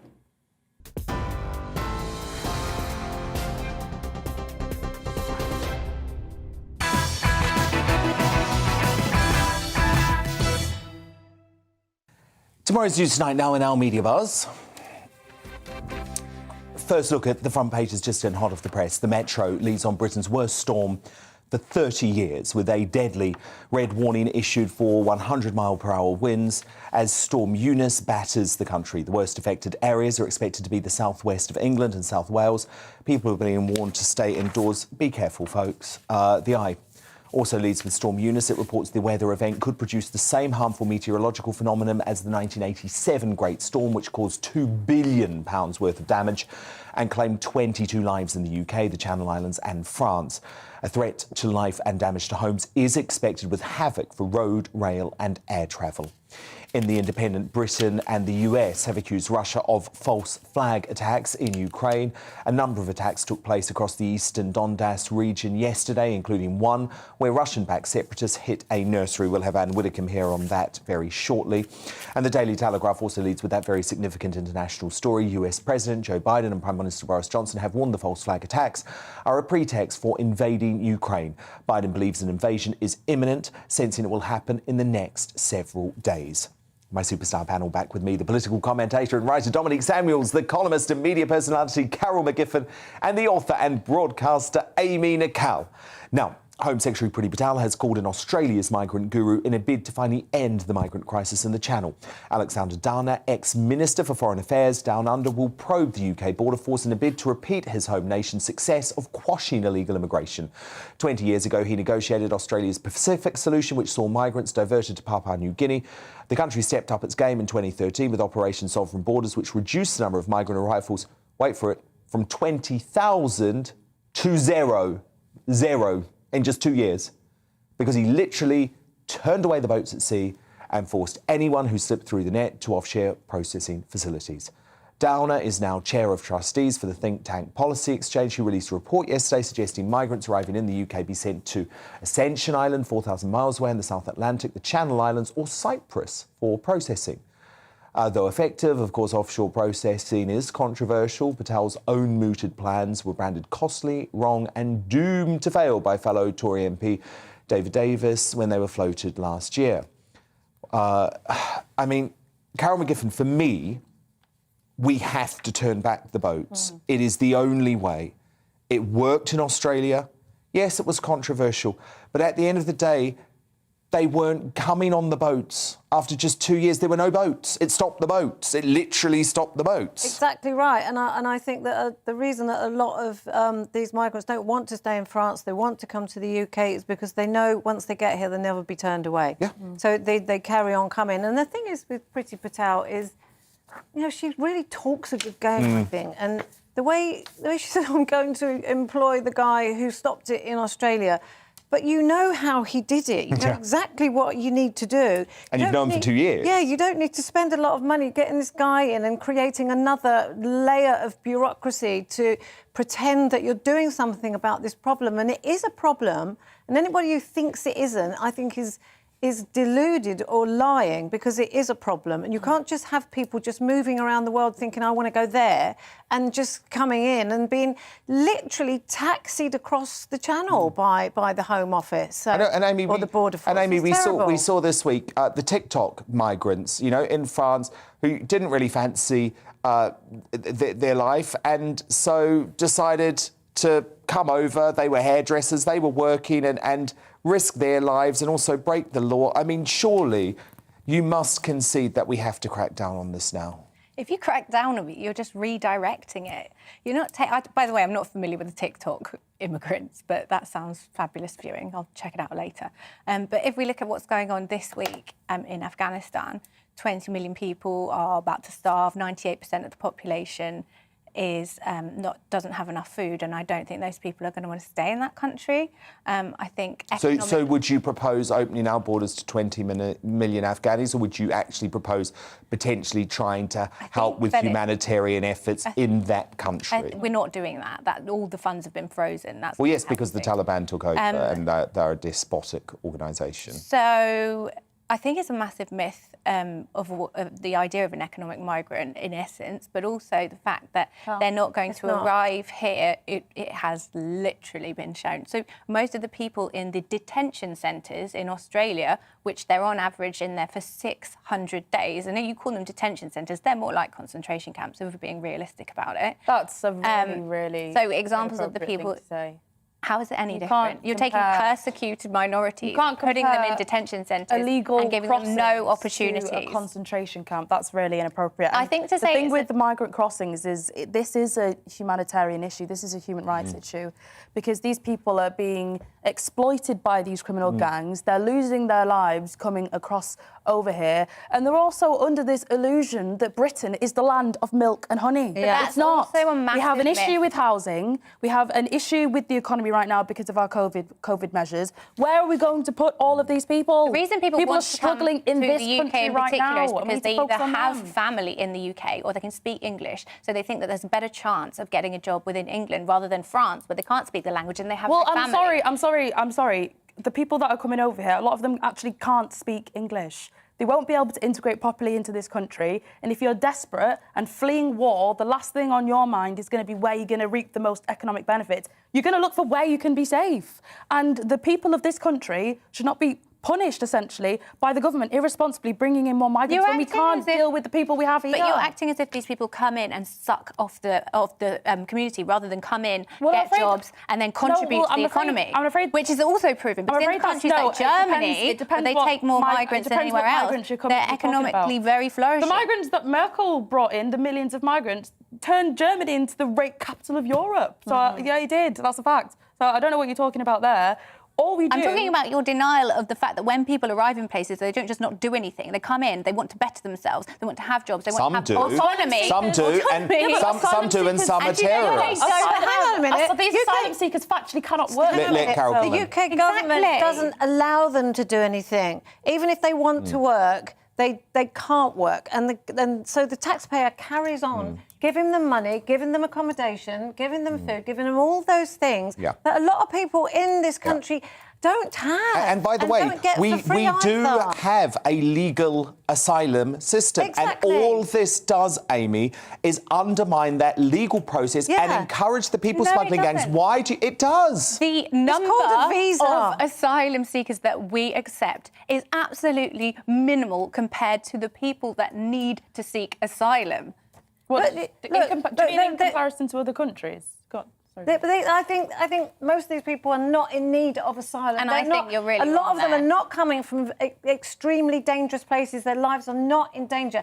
If they were, then that's they wouldn't. a really cruel hang on a way to minute. think. They wouldn't destroy their identities, their passports, their everything, because then they would be able to prove that they had come from a war-torn country and their lives were in danger. But no, they destroy them and they pay the traffickers probably as much as they would have to pay to get a legal visa. But the point is, even if they applied for a legal visa, they wouldn't get it because they're not eligible to come in. They don't have what the UK needs to have people. I know people who have got legal visas and they cost tens of thousands of pounds and they don't stop. You have to go on and on, year after year, paying this kind of money to live here legally. Yeah. And those people just come in. So do you think the solution is to throw all these people in detention centres indefinitely? No, we have to stop the boat. That's the point. And we have to stop the boat. pushing them back is going to stop the boat? Yes, it will. It will. Because, Amy, if they understand that they will not get to the UK, then the boats will stop, as Australia proved. And you asked about these TikTok migrants. I've got some footage of it, actually. So these folk are from Tunisia, right? And they have come over from a boat in Tunisia. A hairdresser is the TikTok migrant. She's got nearly 140,000 followers now. She wasn't happy because she wasn't making enough money in Tunisia as a hairdresser. It's so sad that you could use that clip to represent the migrant crisis. Because look at what I've just said about what... Well, I'm presenting you factual evidence of some of the folk who are coming over, because you just, Amy, you just said that economic migrants don't exist and this is an economic migrant. That's all I'm saying. One time. I could have a better If life you look in at America, the people but I in the can't just go there. This is not the same, is it? Look at the people in detention centres in Australia. There's people from Iran who are fleeing persecution, who were going to be killed if they stayed there. There's women who aren't protected. There's children who aren't protected. Amnesty But we International have a legal called. asylum system. We do, but all this idea that we're just saving women and children is also factually incorrect, because the vast majority of people that come here through the asylum routes are young working-age men. It's not women and children. And if Amy, it was that is a babies fact. and women, I would be fully with you, but I'm afraid it's not. It's men leaving their children and women at home, or to be left to rot in camps, and they're coming over here on boats. That's the reality. Makes me so sad that that is the way that you view this. Okay, well, does a hairdresser in Tunisia deserve to skip the queue because they've paid an illegal people smuggling gang? All you're actually doing, Amy, is depriving a genuine asylum seeker in Afghanistan from gaining legal entry to the country. That's not true. It is true. And facilitating traffickers, that's what you're saying, that you... Who are scumbag criminals. I think that you are facilitating traffickers with your policies that you're agreeing with, really? because you're not accepting enough people and you're not giving them the help. Okay, so you want to open the borders? You want a full open border policy? I want to over the board. Can I just say this point? Why 'cause do you it's think these important. people just come here and don't do anything? When the Australian government put in place turning back the boats, the Australian Labour government actually stopped the policy because of human rights concerns, people like you. And then hundreds more migrants actually died trying to cross, and they had to actually put the policy back in place because it works. It works. Now, look, let's lighten the mood. While some of us dream of putting our feet up and enjoying our retirement years in comfort, the international treasure, that is Dick Van Dyke, is doing anything but. In a phenomenal Valentine's Day video posted to Instagram, the very sprightly 96-year-old joined his wife, Arlene Silver, by the way, she's 46 years younger, in a cherry cover of Everybody Loves a Lover, and proved he was still every bit as capable of keeping up with her. This is amazing. Have a look. See, I feel just about 10 feet tall. I'm having a ball. You might call me Pollyanna. Everybody loves a lover. Van Dyke has continued to perform in his later years, having taken a role in Mary Poppins Returns in 2018 and forming a barbershop quartet with these guys, the Fantastics, who appeared in that video. All I can say, keep on dancing, Dick, and don't stop taking those spoonful of sugar. I mean, Carol, 96, what an inspiration. I know, how does that work? I mean, you know, 96 is just a ridiculous age. It's almost it's older than the Queen, isn't it? Yes, it is. And I can't And by the way, the Queen is going strong still, but certainly not as sprightly as that. Karen McGiffin, Amy Nicole, Dominic Samuels, do stand by, because coming up, as the UK's wokest head teacher, oh my goodness, I want this woman on my show. I want her to come on my show. Bans her pupils from eating meat in school. Should we resist our children being forced into vegetarianism? I'll debate that with my superstar panel. We'll give you a first look at more of tomorrow's front pages as well. But next, after Ukrainian kindergarten comes under attack in a heinous false flag operation, should the UK pull the trigger on crippling new sanctions in a bid to end the crisis in Europe? Former MEP and Tory Minister Anne Widdecombe gives her no-nonsense take straight after the break.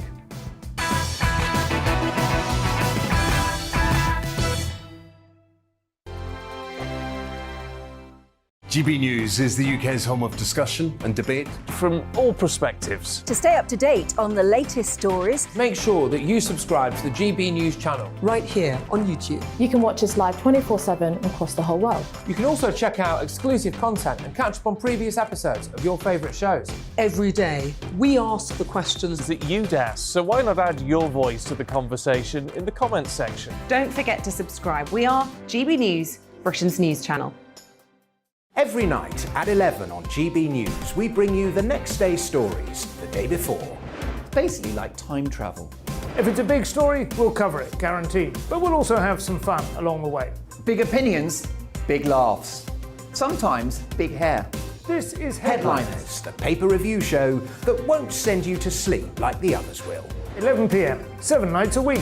Join us.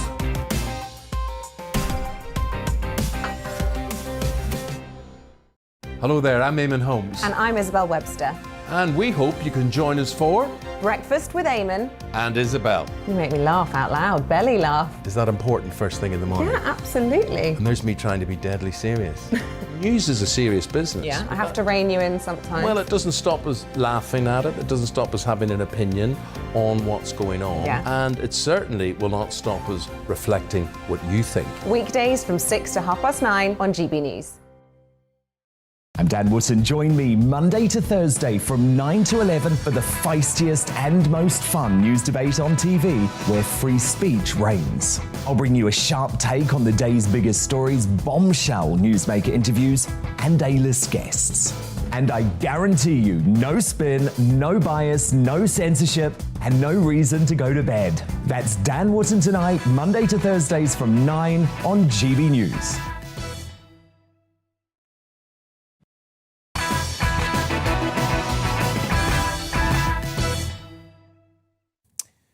Breaking tonight, fears of a Russian invasion grew dramatically after a children's nursery was shelled by pro-Russian forces in eastern Ukraine.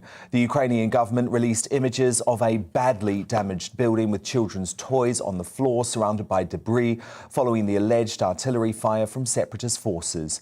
The incident has raised fears in the West that Moscow is plotting a false flag attack as an excuse to invade the country, and Prime Minister Boris Johnson later said it was designed to discredit Kiev. I wish I could give everybody better news about this, but I have to tell you that the picture is continuing to be very grim. And today, as I'm sure you've already picked up, a kindergarten was shelled in what we're taking to be what we know was a false flag operation designed to discredit the Ukrainians, designed to create a pretext, a spurious provocation for Russian action. We fear very much that that is the kind of thing we'll see more of over the next few days. And what we're doing is making sure that we do everything to strengthen the package of sanctions that will follow immediately should there be a Russian invasion. Anne Widdecombe, this is incredibly worrying. Is it time to introduce the sanctions now, Anne? It is worrying, and as you heard Boris say there, I mean, what the Russians are trying to do is escalate without themselves being directly to blame. That is the game that they are now playing. And I think probably what must happen now is that they must be told that if they don't absolutely withdraw and stop, spurious attacks, then, yes, we will introduce sanctions. Now, look, it's very difficult to believe that what happened was just the most evil luck. If you are in an all-out war, which this is not, yes, you are going to occasionally, you're going to bomb civilian targets, you will hit hospitals, you will hit schools, you will do that. But this is not that sort of situation. This was a one-off attack, and there is no excuse whatever for not taking care about where the shells ended up.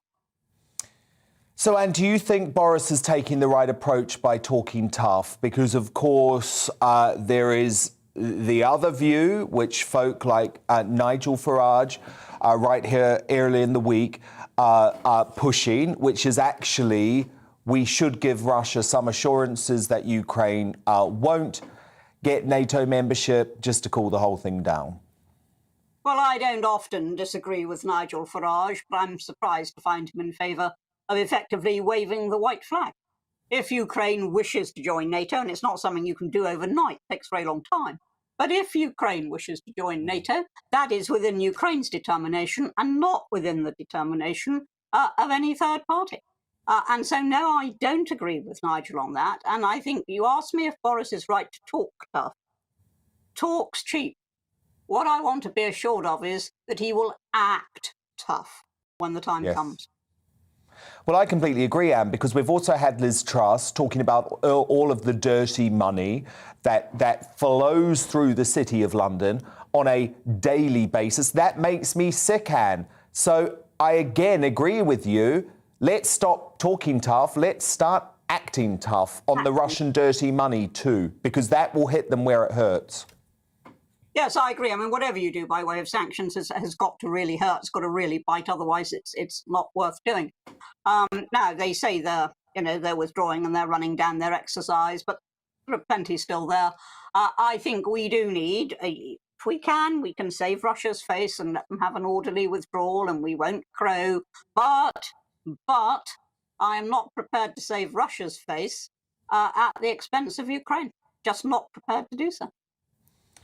What do you see happening next, Dan? Because Biden seems utterly convinced that there is going to be some form of invasion. Well, he's been telling us that for a little while. It was supposed to have happened by yesterday, if you remember. And I'm quite surprised that, that he's sort of repeating intelligence all across our screens. It's a question of who you're going to trust. Biden did talk earlier on about small incursions being permissible. What is a small incursion? Is it what happened today? Is it if Russian troops just, go a few yards over Ukraine's border? What is a small incursion? I don't really trust Biden. I've actually at this point got a greater trust in Boris and in Liz Truss, who I think do mean what they say. Yes. In trust, we trust. And we'll keep on this and we'll speak to you next week. Anne Widdecombe, thank you so much. Thank you. Coming up in Uncancelled, after failed attempts to ruin the careers of Joe Rogan and Jimmy Carr, is the world finally fighting back against cancel culture? Social media sensation and defender of free speech, Zuby, is uncancelled, explaining why he thinks the tide is finally turning, and he'll reveal how his pal Rogan is coping after becoming the #1 target of social justice warriors. But next, in our media buzz, as the UK's wokest head teacher turns her school vegan, is it high time we put a stop to political activists teaching our children? Education Secretary Nadeem Zahawi thinks so. And he's brought in timely guidance to curtail extreme PC teachers. So we'll tackle that talking point and more in the media buzz straight after the break.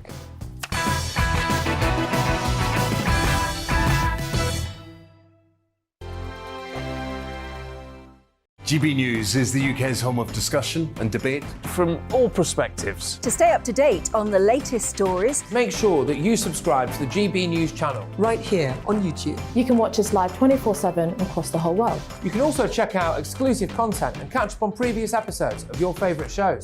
Every day, we ask the questions That you'd ask, so why not add your voice to the conversation in the comments section? Don't forget to subscribe. We are GB News, Britain's news channel.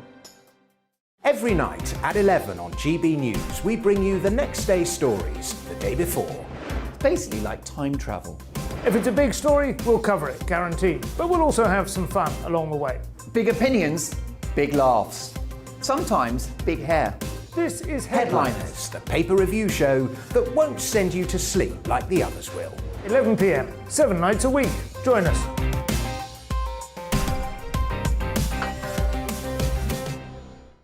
Hello there, I'm Eamon Holmes. And I'm Isabel Webster.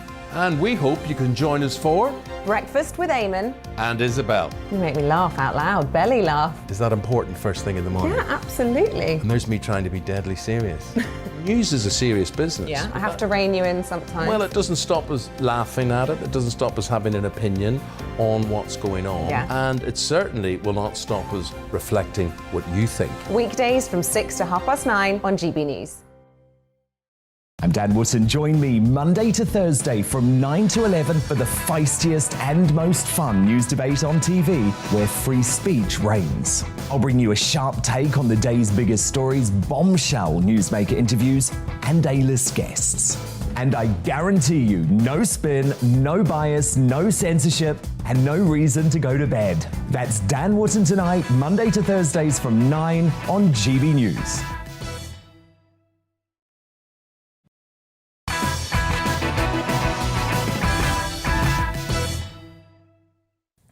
More of tomorrow's news tonight now in our media buzz.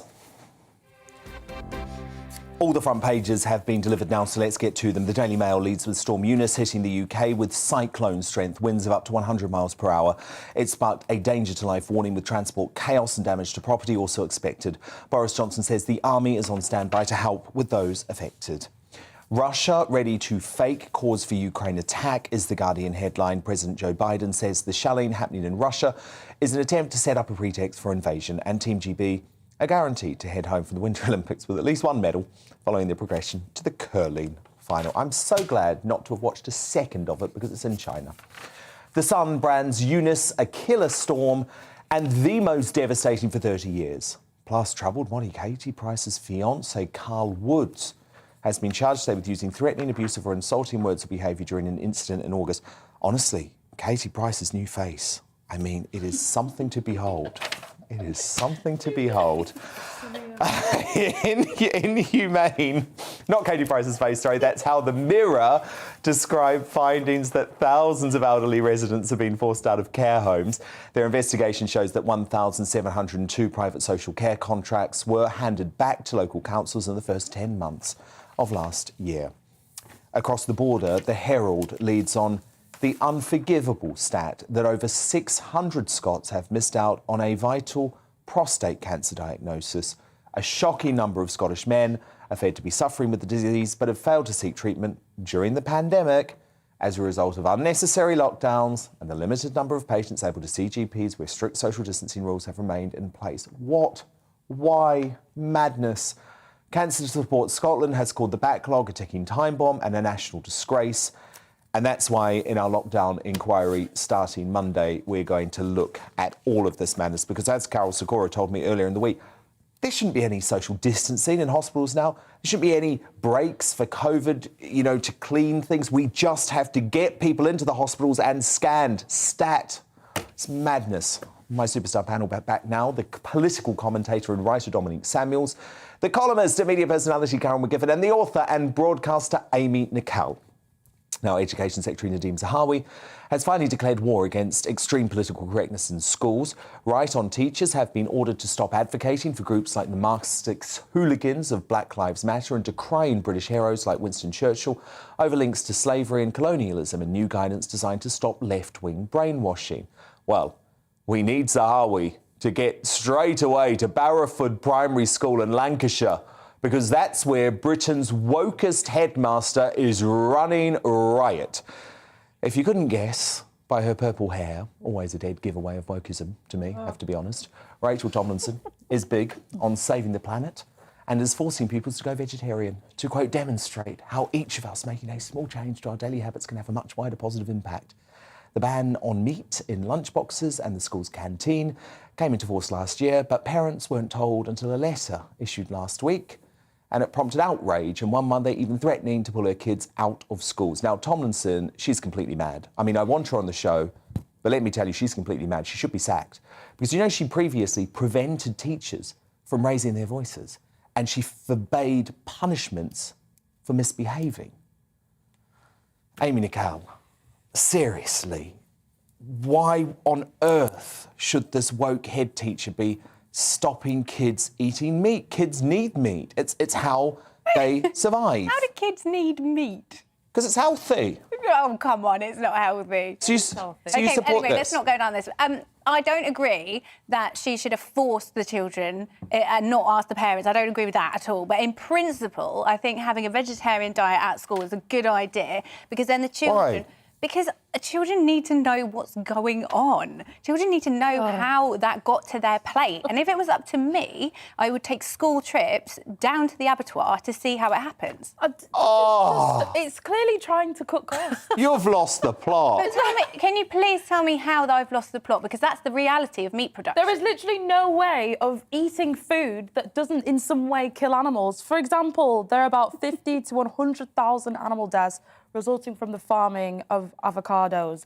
They kill animals, including gophers, including bees, loads of other ways that we try and sate this thirst that vegans and vegetarians have to abolish meat. It quite frankly doesn't make sense. All this is doing is capitalising on people like you who mean well, but in reality they're just being manipulated by massive corporations, I'm afraid. And also, don't forget that there wouldn't be a reason for most of those animals to exist if people didn't eat them. I wouldn't really want to what about, where would you get your shoes from? Where would you get, your handbags and your lovely sheepskin coats and things like that, and your woolly jumpers? Where would you get all that from if those animals didn't exist? Don't get them from the deaths of fellow mammals. So, look, I don't think there's anything wrong with taking kids down the abattoir. I don't think there's anything wrong with getting kids to know where their food comes from. And let's face it, a lot of kids don't. From Jamie Oliver, kids don't even know what a celery is or a potato. They don't know what those things are. and they're vegetables. Yep.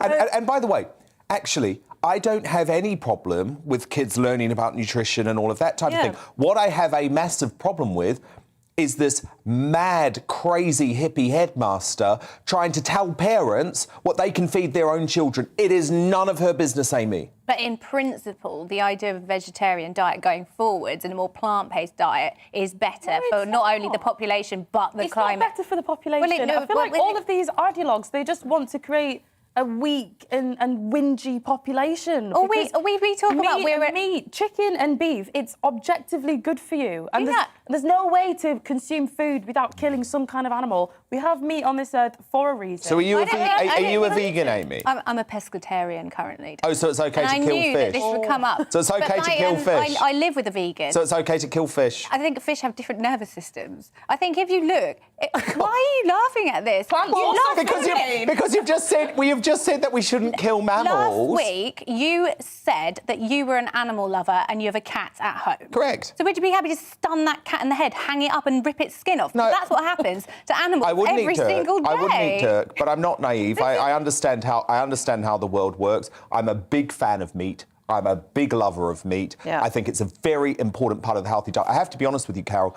You know, the vegans that I know are actually very unhealthy. They faint all the time. They have terrible skin. They are not healthy. Whereas meat eaters are famously healthy. Well, they're healthier than vegans. Kebab shop is the healthiest place you can go. Human beings need protein. Human beings are natural carnivores, and what people need to get over that, and they need to understand that children need that kind of protein, which you don't get from supplements. You don't get it from... Just get it from death. In the schools won't be giving the kids supplements if they're not getting certain protein. They won't be doing that. But sausages... And for them to actually to cut costs, I bet you it's just to save money, seriously. No, it's brainwashing. It's just brainwashing, because the planet will die, and you kids, you're going to be responsible if you don't start eating a load of vegetables and stop eating those poor animals. And if we're talking about that's what it's about. If we're talking about saving the environment, 72% of our greenhouse gas emissions come from households, energy, manufacturing and transport sectors. It doesn't come from eating meat.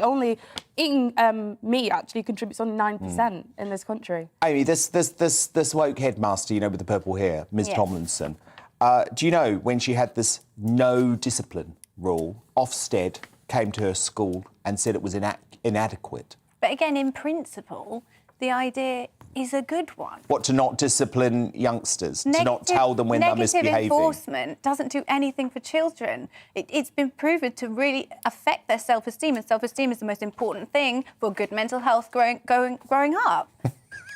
Yeah, but also food and meat and good nutrition is really important for growing and growing up and all of those things. And you can't have that if the school is dictating that kids aren't allowed to eat meat.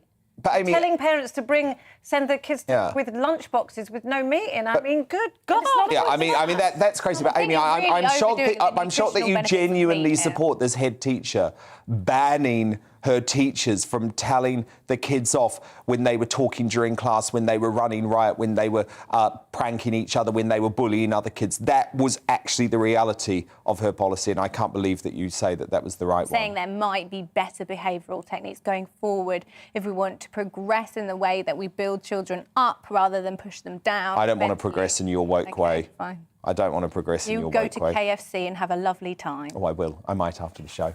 Don't eat Dirk. Now, earlier this month, amid accusations that the Prime Minister's wife, Carrie Johnson, held undue influence, Sajid Javid leapt to her defence, saying that the partners of politicians should be off limits.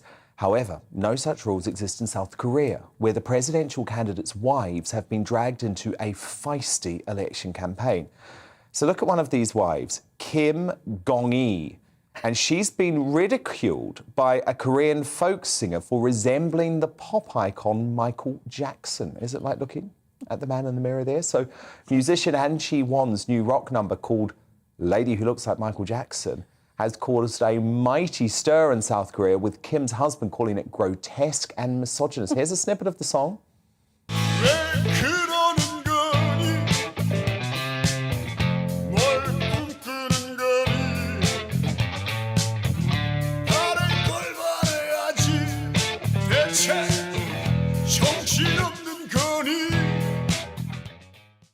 Well, whatever the result of the election, it's certainly been a thriller. Amy Nicole. Carol McGiffin, Dominic Samuels, do stand by, because coming up, my superstar panel are going to nominate today's greatest Briton and Union Jackass. But next, was the Joe Rogan controversy the tipping point for cancel culture? Social media sensation and defender of free speech, Zuby, explains why he thinks the tide is finally turning and reveals how his pal Rogan is coping after becoming the #1 target of social justice warriors. He's uncancelled after a few short seconds where we're going to take a look at what's coming up in tomorrow's show and give you a glimpse of a brand new GB News show that you're not going to want to miss starting tomorrow. Coming up on Dan Wootton Tonight, to mark the UK's day of COVID liberty with all restrictions finally being axed, I launched the Dan Wootton Tonight Lockdown Inquiry, probing the mistakes and injustices of the country's pandemic response while the government dragged their heels. First to give evidence is Dr. J. Bhattacharya, co-author of the Great Barrington Declaration, who'll be investigating whether more lives and livelihoods would have been saved had we adopted focused protection from the start. Plus, positive Professor Carol Sikora and the man who's gone viral for exposing the horrors of lockdown, GB News star Neil Oliver, deliver more COVID reason. That's Dan Wootton Tonight, Monday to Thursday from 9 p.m. till 11 p.m. on GB News. Hello, mate. Step into the studio, please. How are you keeping? Busy? I've got a brand new show coming on GB News called The Friday Night Feast. Oh, yeah? I'm going to take a new news angle on the week's biggest stories. Move it forward. I want to talk about what I think we should be talking about, not what we're being told that we have to. Right, well, ladies and gentlemen, you heard it. A brand new show right here on GB News. The Friday Night Feast, 7 p.m. until 9 p.m. with me, Patrick Christie's. What could possibly go wrong, eh? Oh, I've left my wallet in a cab. Oh, I was speaking to Patrick earlier. He has a lot of crazy stuff planned. I cannot wait. But it's time now for Uncancelled. And this is where Britain's top commentators speak out on controversial issues without the fear of the cancel culture sweeping the rest of the media. So, is the world finally taking a stand against cancel culture? I pray. Permanently outraged lefties tried their absolute hardest to end the career of comedian Jimmy Carr earlier this month after they were offended by an old joke he made about the travelling community.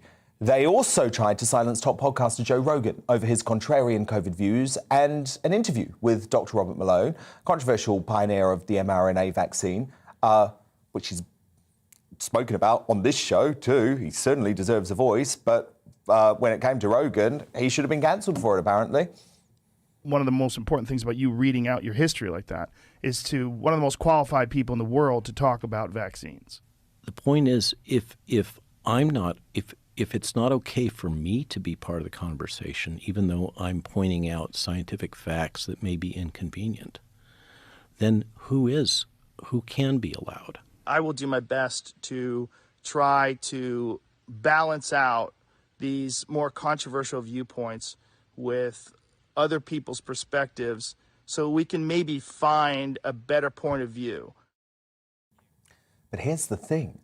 Carr returned to the stage immediately after his so-called scandal and pledged to go down swinging against cancel culture, while Spotify stood by Rogan, despite pressure from high-profile critics like Neil Young and Harry and Meghan. We don't care what they think. My guest tonight, social media sensation and defender of free speech, Zuby, has been supporting Rogan after the ordeal. He's here to explain why he believes the tide is turning and how his podcaster pal is bouncing back. And Zuby, this is fascinating, right? It's absolutely fascinating because CNN, for example, have been on a never-ending campaign to try and cancel Joe Rogan. It hasn't worked.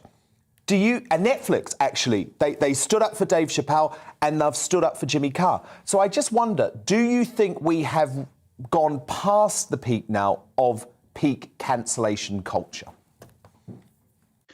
It's a great question, Dan. I do think that we are past the peak. I think that humanity, society, culture always operates on some sort of pendulum swing. You see this in a lot of different aspects. And I think that we are in the early stages of that pendulum starting to swing back in a more central, reasonable, and rational, and also empathetic direction. I want to say that all of this stuff peaked perhaps around 2016, 2017. And I think since then, I'm starting to see more people taking a stand, more people being willing to speak out about it. It's one thing if people are thinking it and being silent, but just like the way the COVID narrative has shifted over time, and you're now seeing more people being willing to speak out and criticize things that are unfair or even publicly ask questions, I think the same thing is starting to happen with cancel culture. I often refer to it as a circular firing squad, which means that it's going to get to everybody eventually, even the people who are propagating it.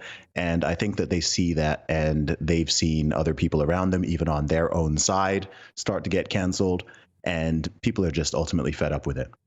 Well, we saw that with Whoopi Goldberg and The View, didn't we? Because those panelists on The View, Zubi, I mean, they have been absolutely the biggest proponents of cancel culture until Whoopi was cancelled by ABC. She was suspended anyway for a week. She's back on air now.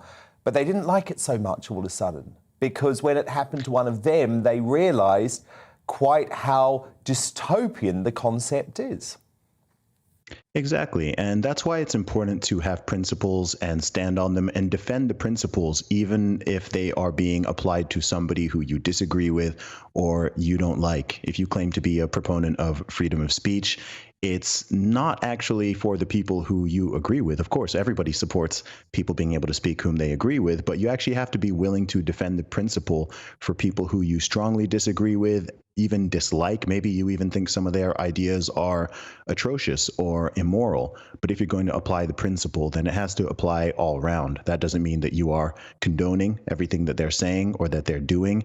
It just means that you're standing up for the general principle. Exactly, they're right to say it. Very interested, Zubi, that you raised the whole COVID situation, because I actually think there are a lot of parallels. And I also wonder if ordinary folks' faith in the mainstream media has been so shattered by their behaviour over the past 2 years that actually it means people are no longer prepared to take their cues from a broadcaster like CNN anymore. Yeah, well, I think these organizations still have a lot of power and a lot of influence. However, again, that pendulum is starting to swing. They're really undermining themselves. When they go after people such as Joe Rogan, they're actually showing how scared they are, right? He's got a larger audience than all of them, and he's just one man. So all of these attacks, all of this coordination, it's not because they think he's spreading misinformation or they think he's actually a racist or anything like that. It's simply because they see him as a threat, and they found an opening and an opportunity to attempt to take him down, which is not going to work. But I think it really stems from their own fear and perhaps even their financial interests more than anything else. It was still terrifying, though, Zubi, to see the campaign against Joe Rogan, to see how coordinated it was, to see how dishonest a lot of organisations were when it came to the presentation of Rogan and what he'd done in the past. You've been with him over the past few days, or at least you've caught up with him. It looked like it was really impacting him. Has he come out the other side now? Yeah, he's doing all right. He's doing all right. I actually saw him perform. He invited me to his comedy show he did recently, and he was on top form. He's doing all right. You know, he finds the whole thing weird. You know, I don't want to speak on his behalf, but he's found it weird, but he's in a positive state. I think any public figure knows, any individual knows, really, it's hard to deal with people mischaracterizing you or attacking you, calling you things that you're not. And it's not a pleasant thing. Even if you're someone who's very strong emotionally and is able to mostly deal with it, it's not pleasant. And I think that people need to remember that we are always dealing with individuals. We're always dealing with human beings. It doesn't matter if somebody's famous, they're on TV, they're a celebrity, they have a lot of social media followers. You're still dealing with a human being at the end of the day. So even if you disagree with people or you dislike people, it's important to keep that in check and to play the ball, not the man. I think that's something people forget until it gets to an extreme, and then all of a sudden people are hashtagging be kind once again.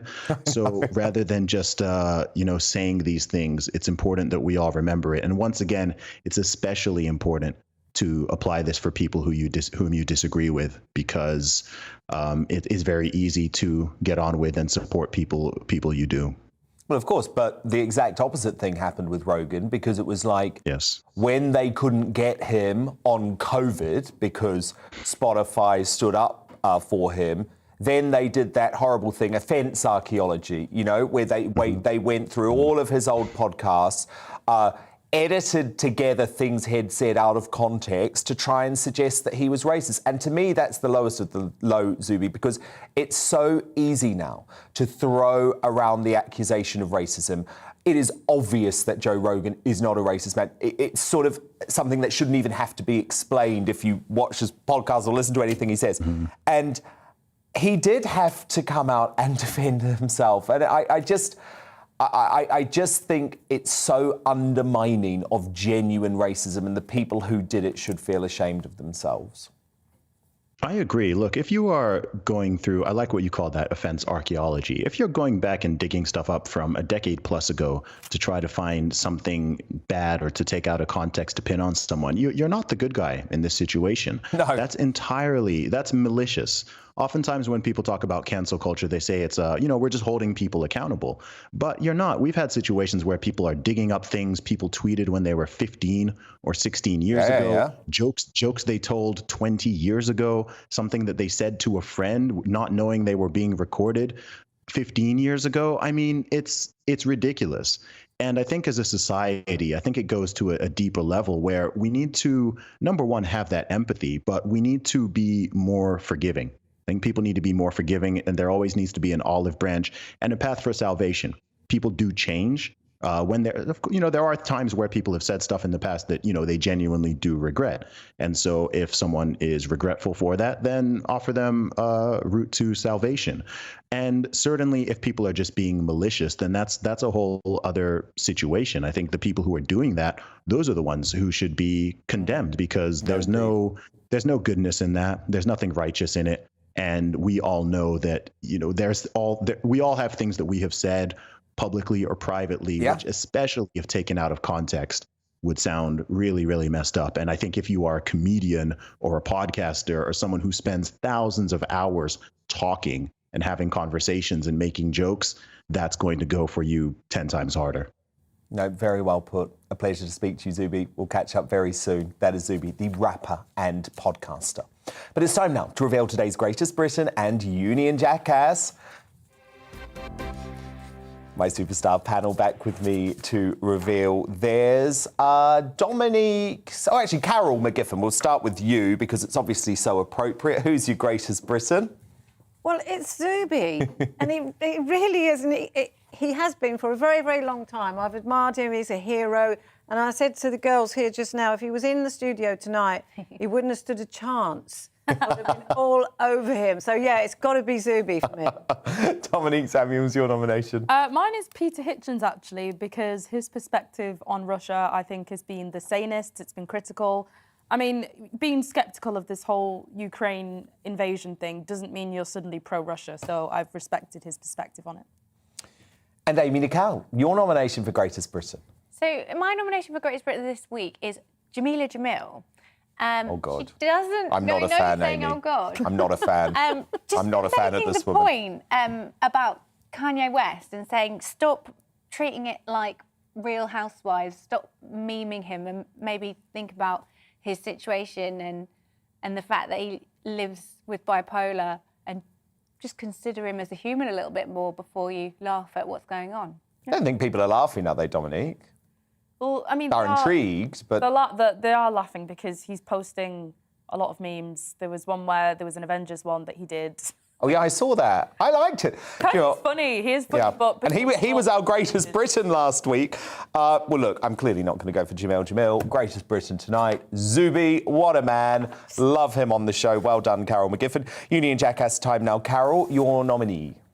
Emily Thornberry. Oh, yeah. Who won't date an unvaccinated person. And you know why? Because what she said today, she won't date. Yeah, exactly. She won't date anyone who's not been vaccinated. And you can kind of see, people rushing around thinking, how can I get my vaccine out?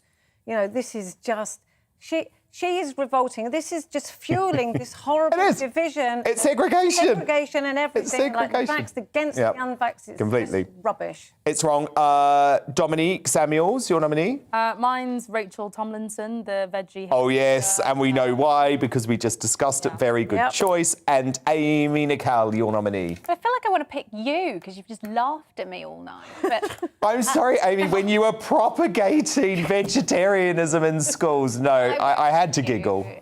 I love you, though. Pick him if you want to. I love you too. But I will pick Matt Hancock for continuing his tour de celebrity in his turtle-necked jumper, who's inexplicably appeared on, what's it called, Dominic? Oh, yeah, the chief executive thing. Chief executive thing. Well, no, all good choices. I'm going to go with Dominique Samuels, so the veggie head teacher, Rachel Tomlinson, the wokest head teacher in Britain, although I'm desperate to have her on the show.